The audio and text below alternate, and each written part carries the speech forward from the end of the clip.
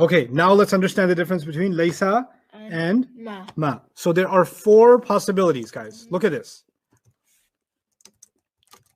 Laisa taliban. He's not a student. Laisa bi talibin. He's so not a student. Yeah. Ma huwa taliban. Ma huwa bi talibin. How many possibilities to say no? 4. 4, yeah. So the sentence was huwa talibun. He's a student. Yeah. And there are 4 ways to say he's not a student. I want you to know the difference between these 4 ways. Okay? What is the difference? So the difference is not something we learn in grammar.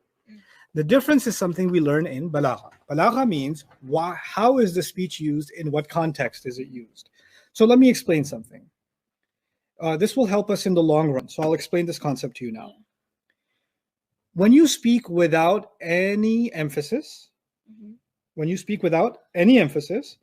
you're talking to somebody neutral. When you speak with one emphasis, how many? One emphasis. Yeah. You're talking to somebody who's confused or somebody who has a question. Yeah. Well, let's write it out. You should write this out. No emphasis, neutral person. One emphasis, conflicted, confused listener. More than one emphasis, an opponent listener. This is important. This is actually a part of ilm al-ma'ani, but you need to know this now. It's good for you to know this now. So this is important at the basic level. There's more to it than this. But so now, Laisa has no emphasis. Laisa has what? No emphasis. And so Laisa taliban, the whole sentence, did it have any emphasis or no? No. No. So who's the audience? Neutral. Somebody neutral. Somebody neutral. They just they wanted to know, hey, is he a student? Oh, he's not a student. Okay.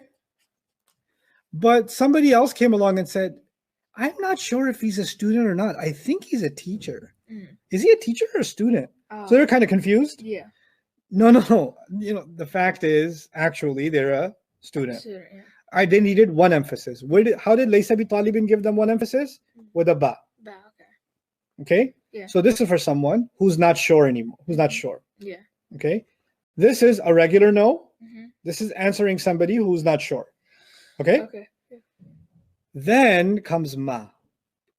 Ma itself is emphasis.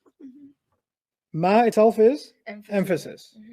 And ma actually is only used when you are correcting somebody.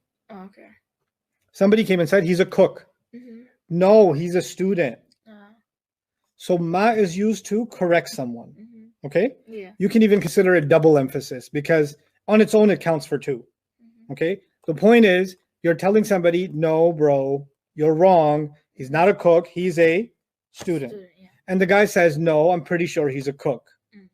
Then you say, no, I am telling you he is, or he's not a cook at all. He's not a student at all. I messed up the example. Somebody's saying he's a student and I'm saying, no, he's not. Okay. No, you're wrong. He's not. But he says, no, I'm sure he's a student. No, he's so not a student. The strongest way of saying no is ma huwa bi talib. And you need to say the strongest way of saying no when there's somebody strongly saying yes. Like, when you have an argument, no, you didn't. Yes, I did. No, you didn't. Yes, I did. No, you didn't.